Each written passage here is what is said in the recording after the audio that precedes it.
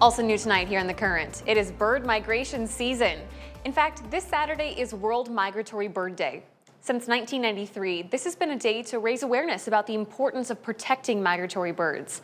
Here to chat with us about this is Anna Buckert-Thomas, an avian ecologist with the Iowa DNR. Anna, thank you so much for being back with us again today. I want to start with the amount of birds that are flying over our region right now. How many millions of birds do you expect to pass over Iowa this spring? Well, May especially is a really exciting time for migratory birds in Iowa. We expect over the course of a full migration from March to early June to see about 800 million birds fly through Iowa. And just in May is when that peaks. So as of about now, we've got about 300 million to date since March that have passed. And so that last kind of 500 million are going to come over the next month. So we're definitely ramping up in numbers right now. So closer to our region, what are some of the birds that we would be most likely to see around the QCA, like eastern Iowa, western Illinois?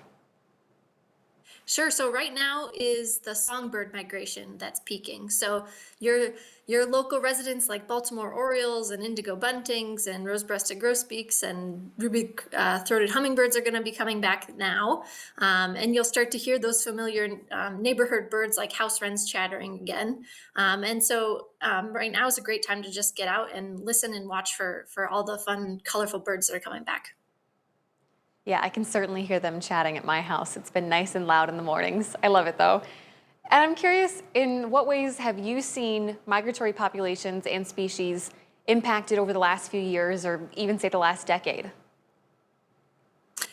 So in general, we know since the 1970s that we have 3 million fewer birds in North America than in 1970, just from large scale monitoring across many species.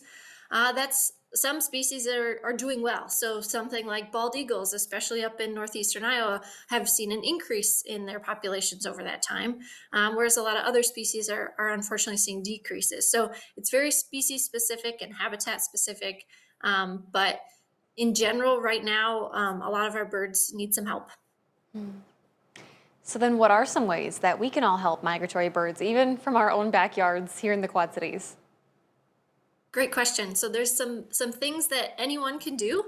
Some of the kind of simple actions you can take is reduce your use of plastics that can be harmful. You can reduce your use of pesticides that can be harmful. You can plant native species in your landscaping that are going to support native birds through the food, and then also support native insects, which is also bird food.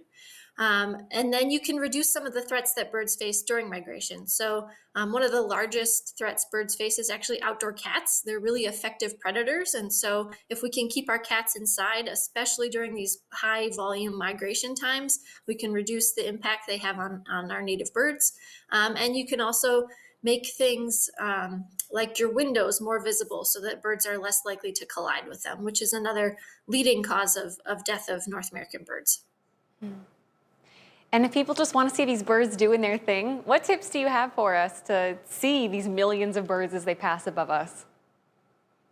So there's a really cool program called Birdcast that actually takes a prediction of the weather forecast and when birds are most likely to migrate and predicts when we're going to have a large movement. And so Thursday night is one of those really big movements across Iowa.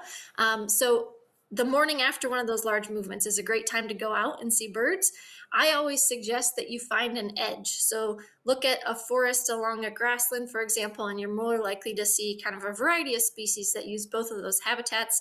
But just get outside and go for a walk or look out your back window and you'll see lots of great birds this time of year.